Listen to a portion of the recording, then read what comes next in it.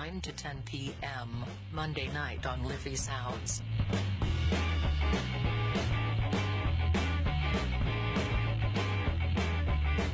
The world you don't know.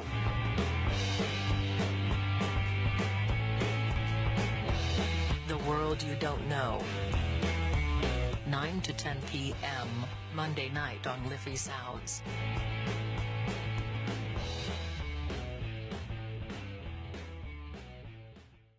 Shooting. Now, good evening, ladies and gentlemen. You're very welcome along to this week's edition of The World You Don't Know with myself, Mick O'Connell, and I am joined in the studio by my good friend Rob. Good evening, Robert. Good evening, Michael. And we're just going to be shooting the breeze tonight. I don't have a guest lined up. I was trying to get one or two guests. I'm not going to say who, but I was trying to get a couple of guests over the weekend, but unfortunately they didn't get back to me.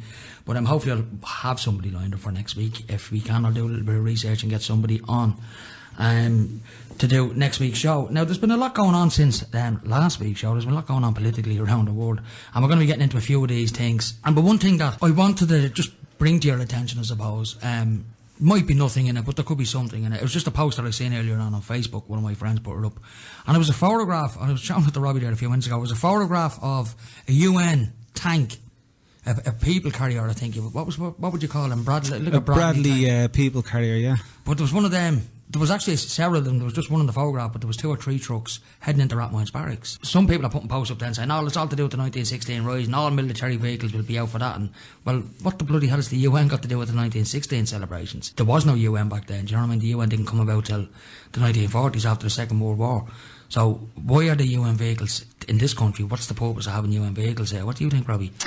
Well, do you think that's to do with 1916? Well, or? I doubt it very much. The fact that you've gone and painted the postbox red. Did you see that? But just getting back to that, there's been a lot of sightings of, Irish military vehicle being about the city. Now, there's a couple of barracks. Well, I know there's several barracks. In and around the city, the close city centre area. But it's been more apparent. And like you said, if something's going to happen, you put it out there and, kind of get the frame of mind. Oh, look, there's a military vehicle. There's another one. All of a sudden, it's the norm. Well, when I was growing up, you would see the odd military vehicle out in the street. Not very often now. I mean, if they were going on an exercise or something like that, they'd obviously have to leave their barracks. Like if they were in Clancy Barracks or McKee Barracks or whatever, which are smack bang in the middle of the city, do you know what I mean? They'd have to go through the city to get to wherever they were going, out in Kildare or whatever like that. Now out there you'll see them all the time, but not UN vehicles. This is, I mean, if you want to talk about conspiracies and stuff like that, you could go and look at the American side of things, where there's been fleets upon fleets of UN vehicles. That's right, yeah. Been brought into the country and then they've been parked off, and they're not being used for anything else. They're just there. No, parked off for a rainy day. Yeah. They say, like, if martial law is ever brought in America, which they're getting very bloody close to it now at this stage, it would be the UN who would be brought in to keep the peace. Because that's their primary role anyway. Well, we're part of the UN at the moment. We're peacekeepers for the UN, aren't we? Well, yeah, Ireland are. Yeah, they would be. Yeah. Yeah. So, I mean, mostly in the Lebanon, which is probably, and maybe the odd country over in Africa, Sierra Leone. The Golan Heights and all as well. Well, yeah, that'd be the Lebanon. Would the Golan Heights in Lebanon? It's the south of Syria at the moment. Yeah. But no, it's odd to see a UN vehicle, especially with all the hype online. It gets people thinking. Well, that's what got me thinking. Like, why are there United Nations vehicles, like the white ones as well, like with the big UN logo on the side, and why are they in Ireland? Well, then you have to look as well. Of all the talk coming out of the door now about boosting our military presence, and Peter Sutherland saying that we should be becoming more of not a fighting nation, but have a bigger military, started by warplanes, increase the fleets, where we should be neutral. That was always in the Constitution, neutrality. But then this guy, what's his name? Peter what's his name? It's in the government, the Minister for Defence. Peter Coveney, yeah. He's a bit of a protege. He's a bit of a protege for this guy in the Bilderbergs. Well, wasn't there a video, you mentioned it outside, and I've seen the video. I think the video may be 2 or 3 years old now at this stage, but it was a Bilderberg conference. I think it was in Germany, I'm not sure. Now, for those of you who don't know what Bilderberg is, the Bilderberg conference basically happens once a year, and it's been going on since the 1950s, and it gets its name from a hotel in Oosterbrück in Holland called the Bilderberg Hotel. Now, Prince Bernhard of the Netherlands, he founded the Bilderberg Group, and basically what it is it's some of the world's top corporate leaders and politicians. Now, under constitutions, the American Constitution, our Constitution, even, I know the Brits don't have a constitution, but their equivalent thereof, under their rules, political rules, politicians are not allowed to go to, if you're an elected politician, you are not allowed to attend private corporate meetings Yeah. where God knows what is getting discussed behind closed doors on a global scale. And if you're a politician, you are not allowed to attend them. It's considered a form of treason, so to speak. Now, if you look at some of the covert videos that have been snuck out of some of these meetings, and sometimes the lists of the guests who are going to attend these meetings they're released to the media, obviously by whistleblowers, to get this information out. And the list of politicians that you will see on this, like Hillary Clinton, for example, she's a regular at these. Yeah, well, she used to be one of the receptionists at them back in the 70s after the Watergate scandal. She was caught up in the Watergate scandal as well, if I'm not mistaken. She had something to do with that as well. Yeah. But she's been a regular attendee, as has been Bill Clinton. I don't know if George Bush or Obama have ever attended. Now, there was talk in 2008, before Obama got elected. I remember seeing stuff online about Obama allegedly attending that year's Bilderberg. I'm not sure where it was. I think it was in Canada, if I'm not mistaken. Yeah, well, the likes of Blair, he was there years ago. He was part of the Bilderberg group, and Cameron as well. And should they all come into power? Because you often hear the rumours where, in order for them to come into power, they set them off on these little journeys where they come in and they meet the whole political world and establishments, and they go around all these Bilderberg meetings and Davos and whatever you have, and then all of a sudden, they're in a high figure of authority later on. Now, some people say, there's a great researcher, Daniel Estelin. I think he's Spanish, I'm not sure, but he's written a good few books and he's made a few documentaries in relation to the Bilderberg. Now, he would be, I suppose, one of the world's foremost authorities on who the Bilderbergers are. And don't get me wrong, the term Bilderberg is a blanket title just given to them. As I said, it comes from the name of a hotel where this meeting first took place. You can give it any title you want, but what goes on at these meetings, allegedly, is that future presidents are selected at these meetings.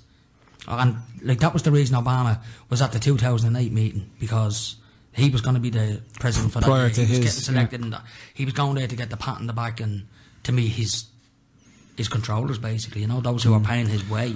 Well, anyone in that kind of administration, high-end administration role within world politics, so you'd have to get to know who's who, and whatever else the after dinner party and etc. But no, it would make sense.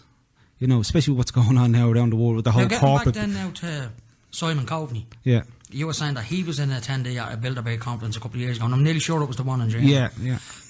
Copenhagen. Was it Copenhagen? Yeah. Was it? Which is not in Germany. I think that's Denmark, if I'm not mistaken. He was at that. Now, what was he doing at a Bilderberg conference? I mean, he's an Irish politician. Why would he be meeting behind closed doors with some of the world's top politicians? And as you says, Peter Sutherland, he's basically the head of Goldman Sachs, I think it is, isn't it? Yeah, well, he's massive influence. Yeah. Well, he's a massive player. He's probably the. Well, he'd be up there with Soros and the likes of him. Massive business interests and whatever agendas they're pushing. A lot of people in this country think that the likes of Dennis O'Brien is probably the most powerful businessman in this country. I would hazard a guess that the likes of Peter Sutherland would be an even more powerful businessman, would have bigger connections. Well, when it comes to push, and he is part of the New World Order agenda. His name pops up every time you look at any New World Order conspiracy. His name pops up. Well, they're pushing him and the likes of Soros. You see interviews online and you see paragraphs online, and they talk about these guys being involved and pushing these agendas. Like flooding the refugees into Europe. Mixing it all up, causing the confusion. They're calling for the super European army to come together and all of these guys. So Simon Coveney, I think, has spoken about that as well before. It's called Project White Paper. That's the name of it. It was set up some years back, but before that was set up by another guy, Alan Shatter, which is now out of the TD's lists. But he's not a politician now. He's not a politician. But he had a previous paper set up, I think it was about 15, 20 years ago. It was another word something paper, but this one is a White Paper Project. And basically it's an outline for Ireland's involvement in the military to come. Now, I'm not saying World War III is on the horizon, but if you look what's going on out in the Middle East and places like that, with Russia and America and stuff like that. I mean, even England there today, I thought it was quite funny. David Cameron has basically warned the Russians against any land grab in the Crimea. Yeah. And all I could think of was colonies. Yeah. The amount of bloody land Jews have grabbed over the last... pot black, yeah. Exactly, the amount of land they've grabbed around the world over the last 1,000 years. Yeah. And here they are telling the Russians not to go near Crimea, which was essentially Russian before the Second World War. I mean, That's right, yeah. That was all carved up at the end of the Second World War, and the Russians lost out, and all they were doing was basically, as far as they're concerned, taking what's rightfully theirs. Yeah, well, they left the military in there for years and years, you know, based in there in the Black Sea for strategic reasons. And now, you know, there a couple of years ago when the Maidan Revolution popped up, you know, they're straight in there. We'll take Crimea back, obviously, you know, for military reasons. But, you know, they said, we have people there. They all voted back into the Russian Federation. So it was the people that wanted in, like Donbass and Lugansk in the east of Ukraine. So it was a people's decision. I mean, what went on in Crimea, there was apparently a genuine election. There was international monitors at their election, and no one complained about it. The OECD, the European Observation Group, they observed our election, and they never come out and said, well, this is a dud election, like this is not. It was just the international community, mainly the Brits and the Americans. Well, it's the propaganda. The propaganda pushing the machine, you know. But, no, so they all voted back in. Like I said, the southeastern part of Ukraine, which voted to be, you know, autonomous region, and they wanted to have their own, you know, economy, etc. Because that part of the country, you know, has massive farming, big industrial. So there's plenty of mineral and gas and all the whole lot. So it's a particular area for the Ukrainian government to go after. But like I said, the people, they voted themselves out of the Ukrainian parliament and into their own autonomous. So basically, the people of Crimea, I suppose, since the Second World War up to now, weren't happy about the situation that they were living under. So they were quite happy to vote themselves away from the Ukraine. They did a lot of business, Russia and Ukraine. They go back a long way. Do you know what I mean? And they had a lot of business, and a lot of people moved from, you know, this side of the country to that country, etc. And so there's generations and generations. So most of the region speaks Russian. That's the main language. So, you know, just read up about it. So I think Ukraine as well, what they're pushing for with the Ukraine as well is for the Ukraine to become part of the European Union. Yes. If they've any bloody sense, that'd be the last thing they'll do. Yeah. Well, there's a lot of people not happy over there at the moment, and I've seen protests where they're rallying in the streets because of what Poroshenko is doing. You know, the austerity they're putting on people and the demands they want financially, and basically, you know, more control tactics. So, you know, they're not happy. They're starting to see the flip side of the coin a couple of years after him being elected. And the Yanukovych, is that the Prime Minister, the baldy fella with the glasses? He was asked to, he was voted out there recently under a no confidence vote.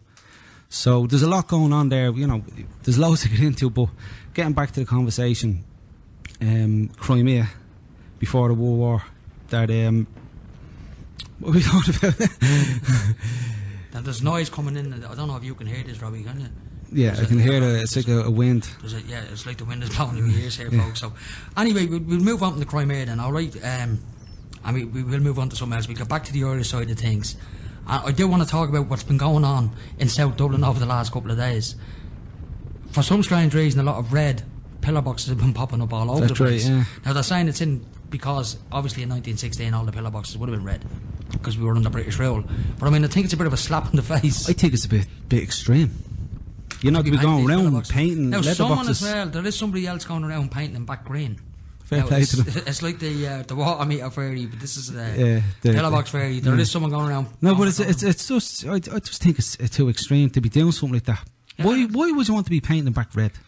I don't know. I think this. Like, are they going to be going around making films at this? You know what I mean? Like, is that the gag? Well, I've been watching like a lot of the 1916 stuff that's on. Like, you've got the Michael Collins movies on every other bloody day now at this stage. There's loads of documentaries about 1916. And one thing I have noticed, if you go into town, in and around College Green, there's all these big banners of people from Irish history.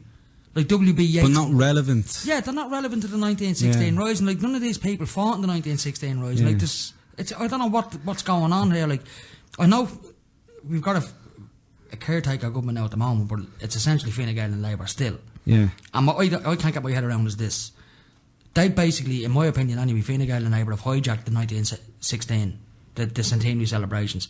Now, if you go back 50 years to 1966, when you had the 50th anniversary, those very same parties, the Labour Party and Fine Gael, boycotted that event. The 50-year, yeah. The 50-year anniversary. That's they wanted nothing to do with it. And there was actually articles in the newspapers from back then that people were throwing up on the internet. If you want to go have a look, But it's ironic, like the fact that they want to take control of this, but back then they didn't want to take any interest. They had no interest in it whatsoever, which I find ironic. Well, what I'm going to do is I want to get YouTube up there because I want to play a song. I went to see, as I said, we're shooting the breeze tonight, folks, so we're going to be jumping from subject to subject. I went to see Aslan there last week, and this is just stuff on a musical note, on the Irish side of things. And before Aslan came on, I went to see them in the Olympia. Great gig. Had to say Christy Dignam was on top form, considering the man is not well at all, you know. He was still belting out the hits, but it was a great night. But before them, there was a band on, and I'm going to get them up now. They were called Red Empire. Now, I'd never heard of them. And how I discovered that they were on, because it wasn't written on the tickets that Red Empire were they a tribute band, or were they just their original music? These were their own thing, and they were an absolutely fantastic band. They're a Dublin band. They're only young blokes. They're in their early 20s, I'd say, mid 20s. I'd never heard of them before, and I'm someone that, like, I listen to music. I listen to Aslan quite a lot because the music speaks to me, and it always has, and I like the music, you know. And it's very hard to find a decent band, you know, someone where you say, oh, geez, I'm going to follow them now. You know, I've been listening to music like all my life, as most of us have, and the last time a band jumped out at me, it was Aslan, and that's like 15 years ago or whatever, you know, when I actually got into them. And there's so much crap out there in the charts, you don't know what to be listening to, you know what I mean? But in the Olympia the other night, and I asked it wasn't a Tom, it was one of the staff. I was up at the bar getting a drink, and I says, you know, what time's the band on, or what time are Aslan on? I said, there's a band on before them. I said, well, who? He says, Red Empire. Never heard them, but they come on, and I have to say, I was absolutely blown away by them. Very good. So I'm going to play one of their tracks. They played a few songs there. Now, the first song I'm going to play is I think it's their current song. And I was talking to them on Facebook, and I did tell them I'm going to play one or two of your songs tonight, and that's what I'm going to do. And the first one I'm going to play is a song called Deliver Me. Now, this guy sang this the other night. Brilliant song, great voice, absolute some power in his voice this guy has. Craig, I think his name is Craig Cal. I'm not sure. Craig Cal, I think his name is. But absolutely fantastic song. So this is a band called Red Empire, folks. They're a Dublin band. Get into them, go out and buy their new album. I think it's available in Tesco's, and they're very well worth a look. So if you're interested in going to a good gig, find out where Red Empire are playing next and go and buy yourself a ticket or two and go and see it. Bit of homegrown, rather than listen to all this crap X Factor rubbish that you get on the television all these days. These are proper musicians with proper decent sound. So this is Red Empire, folks. Enjoy it. I'll be back just in a couple of minutes.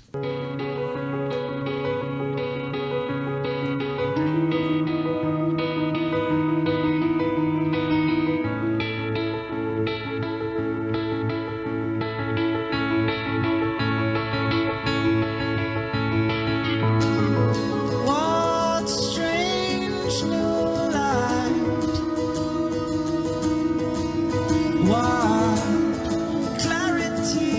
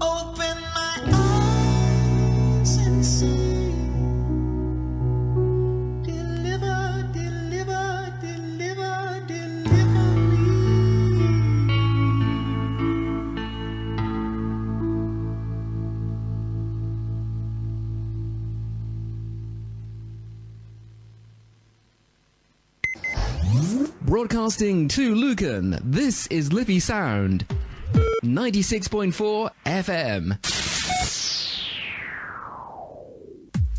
You're listening to Liffey Sound on 96.4 FM.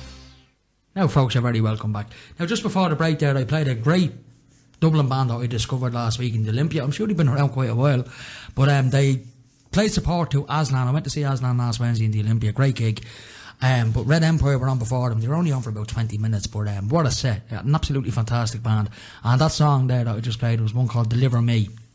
I'm going to play another one from them later on in the show as well, because I think they're well worth another song on the show. And as you know, I don't normally play music on the show, but sometimes I do. If it's worth playing, I'll play it, and they definitely worth playing. So they've got a Facebook page, Red Empire. Just go onto Facebook. redempire.com, I think, or redempireband.com is their website, and they're on YouTube as well. So if you want to know more about them, go on to their website or go on to YouTube and you'll see them. And interestingly enough as well, there was a list released there, I think it was last week, by the BBC, Robbie, of the top 10 Irish bands to keep your eye on, who are going to like hit the big time, and they were in there. I think they were number 3. Oh, that's good. So, you know, that, like, fair play to them. I wish them nothing but the best in the future now. I don't know the lads, but they're a great band, and it's nice to see a good Dublin band doing well, you know what I mean? So I hope they do very well there. They're very well deserved. Do you know what I mean? Looking for the right word, it is well deserved. Now, if Ray is listening, listen, Ray, I've been on to Skype. Yeah, they're a great band, Ray. Ray's just been listening to Red Empire. Look them up, Ray. I went to see them last Wednesday. Absolutely fantastic band. That link you sent me there, the best thing I've heard on Facebook, I've heard in a long time, were to play if possible, Ray. I clicked on the link, and unfortunately it said the link is dead. So if you can resend me some other link or something to it, if you can get it up on your own computer and know that it works, and then send me the link, I'll click on it again and see can I play it and see where it is. Maybe you can tell me in the message where exactly it is. So we're going to move on. Robbie, what have you noticed going on around the world in the last couple of weeks that the mainstream media are not reporting on? Oh, where do you start? Where do you stop? Well, I don't know. I suppose there's a lot of emphasis now on, just you see Cuba. Obama was arrived in Cuba. I said, do you know what? Funny enough, I was reading earlier on. Was it? It was Fidel Castro actually in 1973 said, an American president will come visit Cuba when we have a black president and a South American pope. And here we have a South American pope and a black president. Yeah. So that was a prophecy that did definitely come true, you know. And funny enough, I seen I'll let you jump in there now, Robbie. I know you're about to say something. Sorry. I mentioned to you earlier on, I seen a great picture there today on Facebook of Obama standing out in front of a building in Cuba with Raul Castro and a few other politicians, and right behind him on the wall is a massive, massive mural of Che Guevara. I thought, how poignant is that, you know what I mean? Yeah. Well, we were talking about Iran, and, you know, I read up there a while ago that Obama, you know, is a Marxist, communist. You know, that's the background to his politics. And sure, what was Che Guevara? Oh, if Cuba essentially is still a communist country.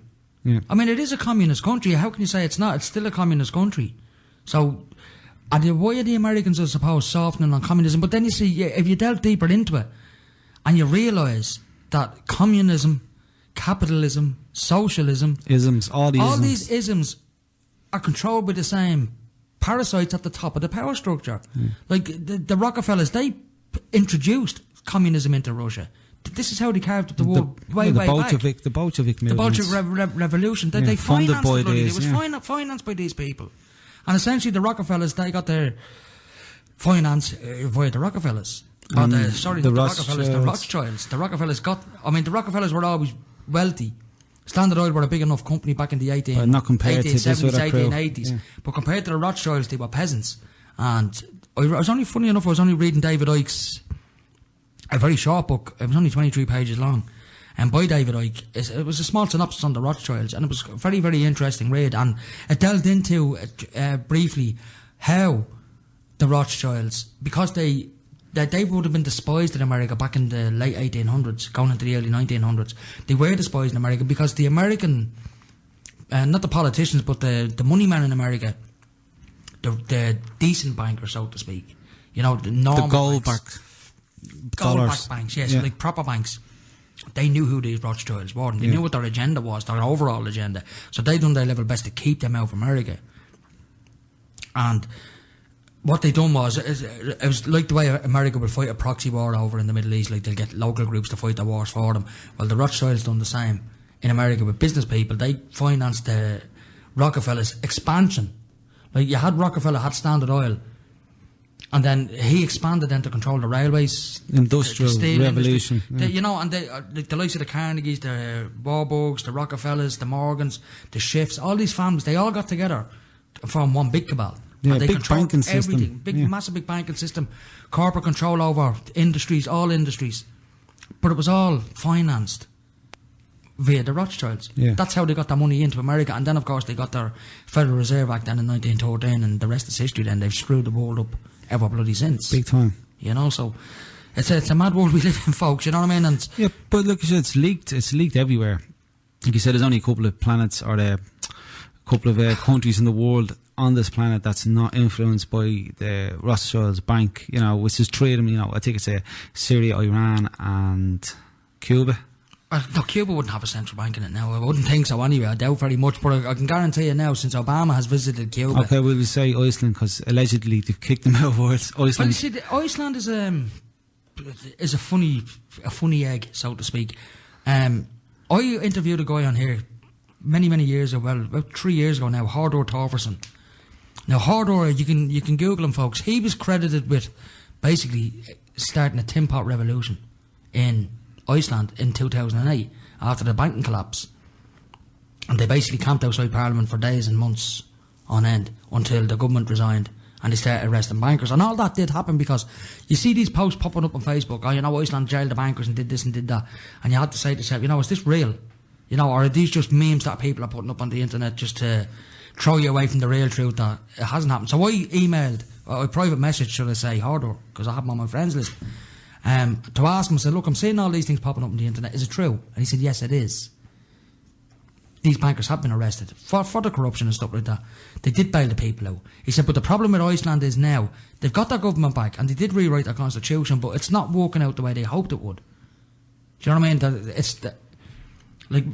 Yeah, but you're going to have teething problems. Of course you're going to have teething problems, but if you read what's going on online, they're making it look like Iceland is doing great. It's glorified, yeah, but you don't see... It's overplayed, but it's not as nice in Iceland as people are. It's like a swan in the water. Everything's graceful on top, but it's walking underneath. There's a lot of work going on underneath the water, so to speak. Yes, definitely, yeah. That link won't work for me now. We'll try and find it again. Okay, right, that's great. There was one of our listeners over in the UK. He wanted me to play something he thought it might be interesting and relevant to the show, but he tried the link himself and it's gone. That's the nature of the internet, unfortunately. You know, you get some good stuff online and you go looking for it. Once it gets popular. If it gets popular, it's gone. Yeah, it's happened to a couple of my shows. I put them up 9 times out of 10 is because of the musical content. That's why you will find now with the podcasts, I take all the music out of them now. There's no point leaving it in because even if you have a band's permission, YouTube don't know that, so... True. Do you know what I mean? Like I told Red Empire the other day, so I want to play a couple of songs. Oh yeah, go for it, because it's free publicity for them and they don't mind that. But I'd imagine if I put it on YouTube, there could be an issue with it, so I'll have to take it back out, unfortunately. But if you do want to hear more of Red Empire... But I want to get back on to, come back from across the Atlantic, back into Ireland.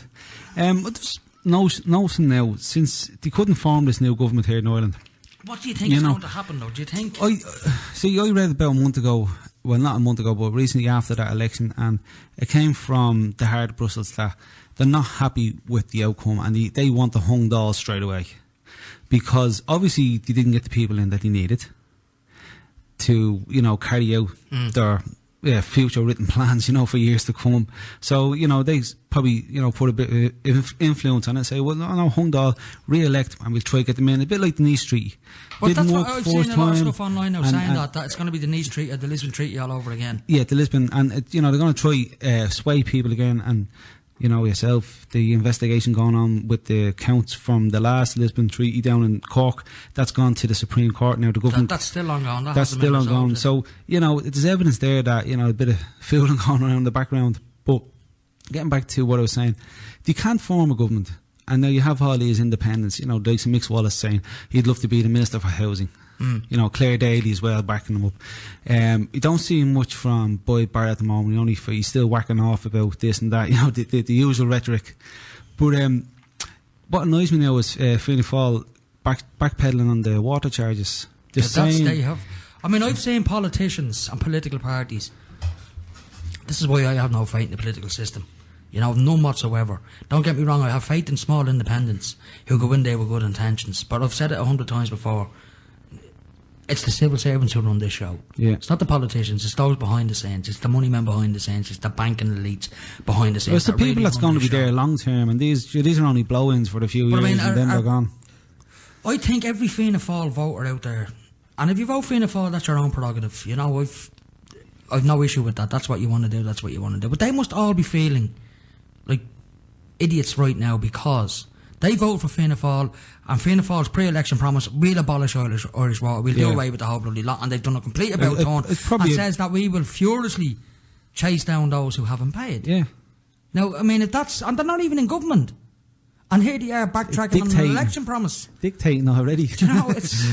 Now, as I've always said in this show, I would never urge anybody not to pay the taxes. See, look as well, you have to look, you know, far back as well, outside the box.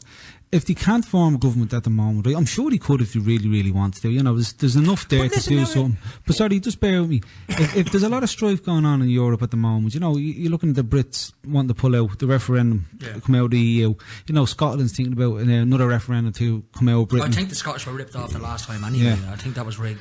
But there's a lot of other things going on in different countries. There's Hungary there the other day. There was a video put up on YouTube about the Hungarian Prime Minister. Very good, 10-minute video. Watch it. I'll try to get up on the words you don't know. But there's loads of little things going on in different places. The Germans are giving out about Angela Merkel because of the refugee crisis, what's going on there at the moment. You know, you have all the other refugees coming in, say, into Italy. Then, you know, France. There's tons going on. But you often look at a bigger perspective. If they're using the Irish government, say, hang on for the moment, we might call another election vote, yeah. But they're probably waiting to see what things going to happen because the script is not written.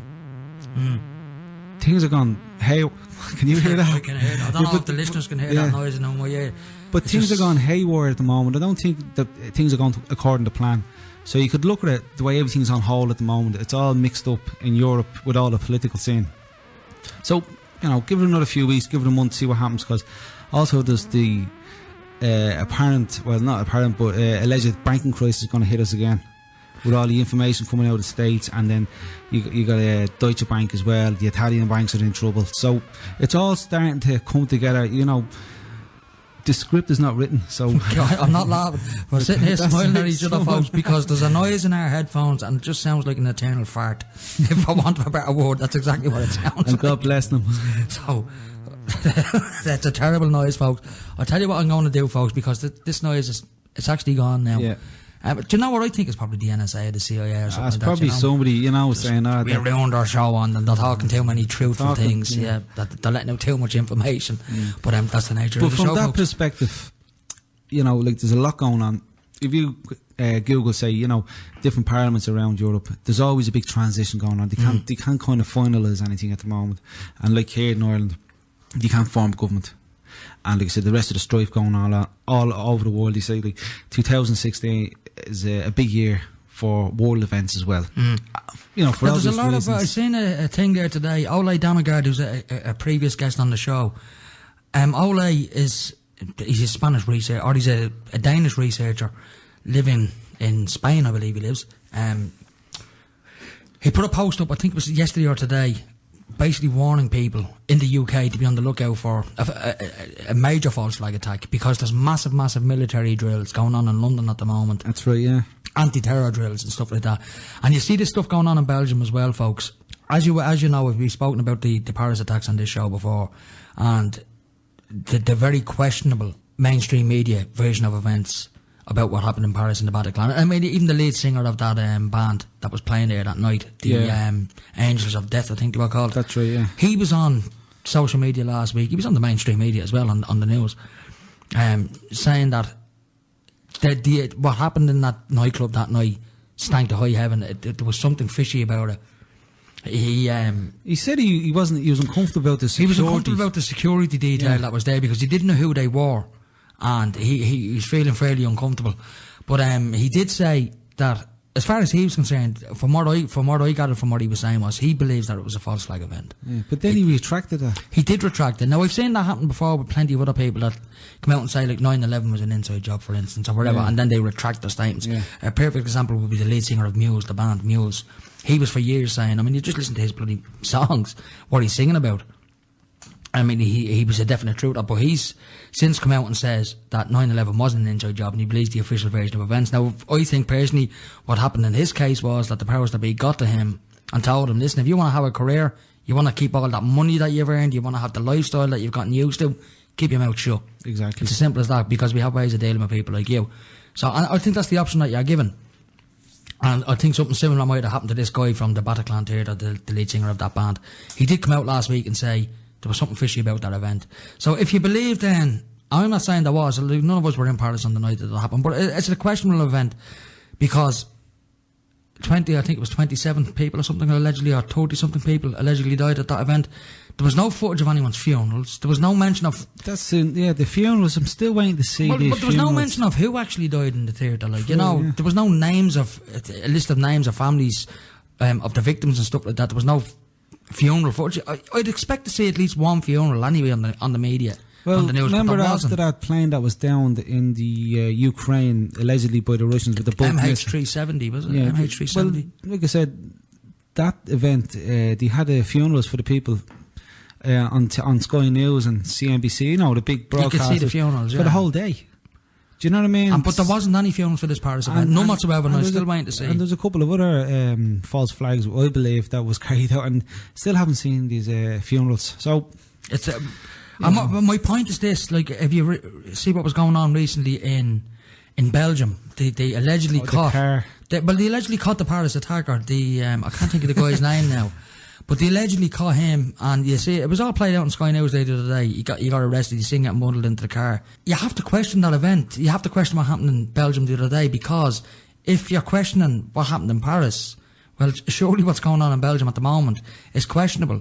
Like, they're keeping this terror thing up in the air, like, do you know what I mean? Terror. Yeah. You know, Muslims are out to kill us, Muslims are out to kill us. I mean, there's 1.5 billion Muslims on the planet. If Muslims wanted to kill us, we'd be bloody dead by now. Yeah. Do you know what I mean? That's the way I look at it. So this is all played out in the media. This is all just propaganda. I don't believe any of it. I don't believe any of what's going on, what they're saying. I'm not saying there's no terrorists in the world. Of course there is. You know, there's bound to be terrorists out there. Oh, yeah. Government's been the biggest people, terrorists. Yeah. I mean, if you look up the original Oxford English Dictionary definition of terrorism, it's government by intimidation. That's correct. That's exactly what terrorism is defined as. Government by intimidation. And no other word you use in the dictionary, only government. That was the only word that was used to define the word terrorism. Not a group or an organisation. It was government by intimidation, whether you like it or not. Terrorism. We're going to terrorise you and we're going to rule over you. Yeah. That's where the definition of terrorism, that's what it was listed as in the Oxford English Dictionary, it's probably been revised now. A terrorist probably means, you know, someone from Ireland or someone who's a Muslim. You know, I mean, the Brits labelled the Irish freedom fighters, whatever you want to call them, as terrorists back in the day. I mean, it's... If you don't play to the government's hands, you're a terrorist. But that's if you don't play by their tune, that's exactly what they label you as. I mean, even George Bush said it after 9/11. He says, you're either with us or you're with the terrorists. He didn't give you many other bloody options. And funny enough, now, I've just been following the stuff in Turkey. They've had a few large-scale bombings. And the last one there, they caught the actual terrorist on CCTV, funny enough. Now, they actually caught him before he blew up the place. Now, they're having a couple of false flags that are being called at the moment. But what leads me to believe they're false flags, because President Erdogan has closed down all the social media, YouTube, Facebook, Twitter. That's no longer available in Turkey. And you're not allowed to open your mouth about the government. If you say like what George Bush says. Well, France have brought these. I mean, France is still under military rule. People seem to George forget Bush that. says, if you're not with us, you're against us. And these are the exact same words coming out of this guy. And there's a lot of strife going on there. We'll come back to that, because I do need to go to an ad, folks. So we're going to come back to that. I want to discuss that a little bit further, because it is a very interesting and relevant subject. So I'll talk to you all very shortly, folks. Now, ladies and gentlemen, you're very welcome back. Now, we were just talking about false flags and what a false flag is. I just want to explain to any listeners who don't know what a false flag is. Our interpretation of a false flag is when a government perpetrates an attack upon itself and blames somebody else then, i.e. their enemy, like, you know what I mean? A perfect example of a false flag if they were false flags, would be the likes of 9/11, Pearl Harbor, Charlie Hebdo. Charlie Hebdo was another fine example of a false flag, if ever there was one.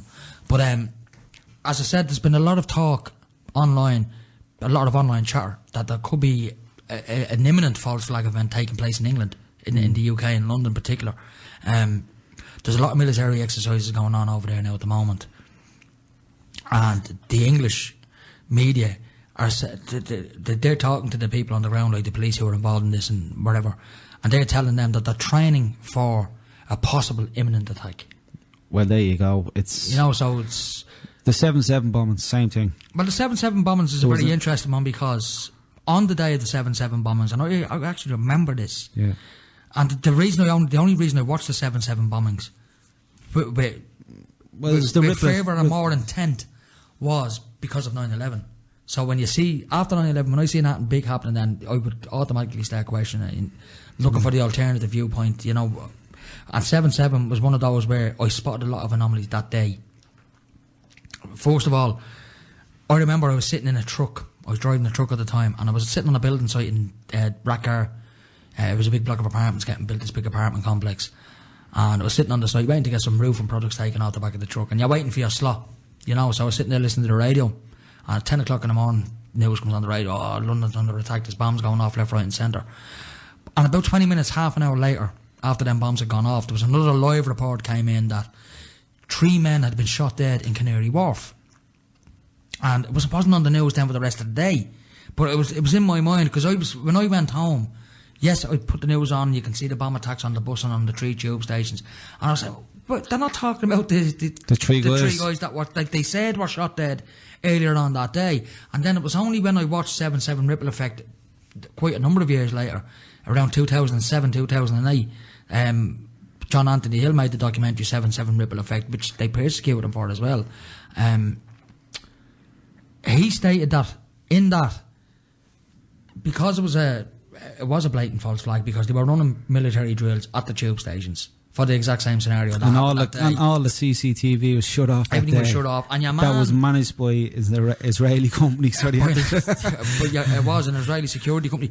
But there was a guy called Peter Power, if I remember correctly, and he was on Sky News that day saying, "Oh, the hair stood up in the back of my neck because we were running this exercise for 1,000 people in London, blah blah blah blah blah." And next thing, all these bombs start going off, and this is what we were training for. And so it was luckily that we were all on the ground ready to assist. And I said, what's the chances of that? Yeah. Do you know what I mean? You're talking billions to one here for that to happen. So, in saying that, then, you know it's a false flag. But what struck me was, John Anthony Hill, what he maintained then in his documentary was that the 3 guys who were shot dead in London, in the Canary Wharf, here's the reason they headed to Canary Wharf.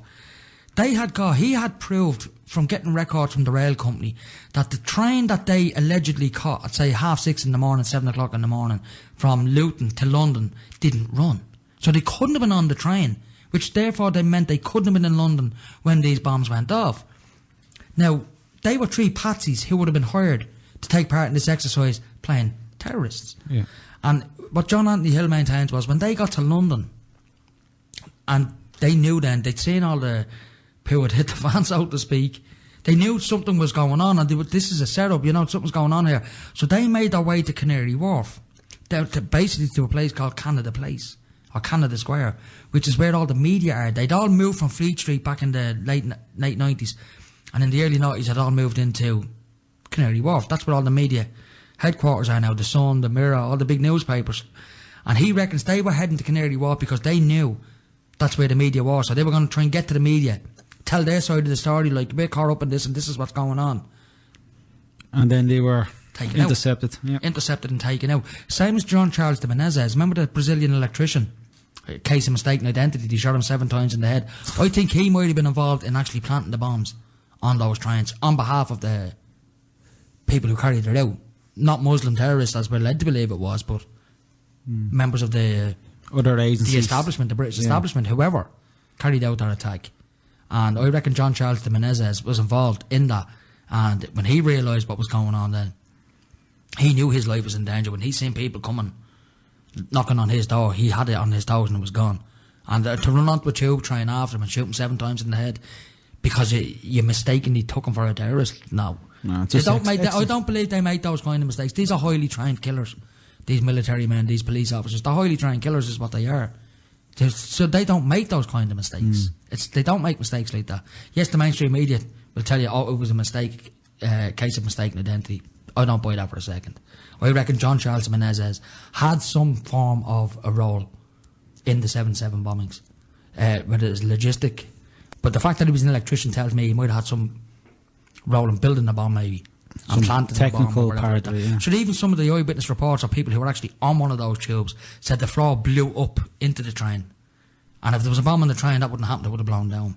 So that tells you there was something under the train that blew the floor Under up the carriage, yeah. underneath the carriage. But who knows? I mean, it could have been anything. But unfortunately, these things happen and these things are going on. And false flags, ladies and gentlemen, do go on. So I'm not saying something's going to go on in London in the next couple of weeks. but there is it's talk worth keep out your there. eye on it, Yeah, because there is if something talk out does go there. down, Because there's, you know, in the mainstream, or not in the main, in the alternative, you know, some of these guys saying they need to have a massive false flag because the agenda that is being pushed by the elites, it's not working, and they need a big false flag to terrorise people and to corner them. It's part of the final phase. It's part of the final, and it is. I think this new world order thing is getting brought into being. If you look at Australia, for example, Australia has become a total police state. Now, Max Egan, he's from Australia, and you can get regular updates from Max Egan through his website, The Crow House. He's saying, like, what's going on in Australia now is just off the scale. They're getting worse and worse and worse. But you can't even say that on media, social media. You can be done. You can be prosecuted in France now. You can be prosecuted for speaking out against the That's government. martial law. You know, that is martial law. That's totalitarianism, folks. But unfortunately, folks, we have come to the end of the show, and I do want to finish off with another song by that great band Red Empire. So I'm going to try and just find them now, if you bear with me. Yeah, is that them? It is them, I think. Let me see. Yeah, Red Empire. Just bear with me there, folks. I'm going to play another song from Red Empire, because I did say I would. I did play that first one, and they've got another song there now. Let me see. Yeah, The Truth of You. It's a nice little song as well. I actually heard it there the other day. Quite a good song. So I'm going to play that, and that'll be the end of the show, folks, until next week. As I said, I'm going to try and have a guest lined up for next week. Hopefully get somebody on to talk about some far out subject that you're not going to get in the mainstream. Try to get a bit of homegrown, something that's going on. Try to get a bit of homegrown stuff. I hope you all enjoyed the chemtrail show we had on a couple of weeks ago. There's been a lot of feedback online in relation to that show. It was a fairly popular show, so hopefully you all enjoyed that. I'd like to thank Ray as well for his input during the show, his text message. So I'm going to leave you with Red Empire from myself and Robbie. As we always say in this show, the world is full of great people, folks, and if you can't find one, be one. And that's it, folks. So I'm going to leave you with Red Empire, and this is a great song called The Truth of You. Talk to you all next week, folks.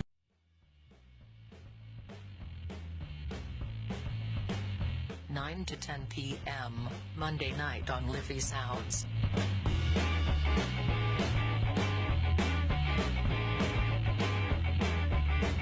The world you don't know.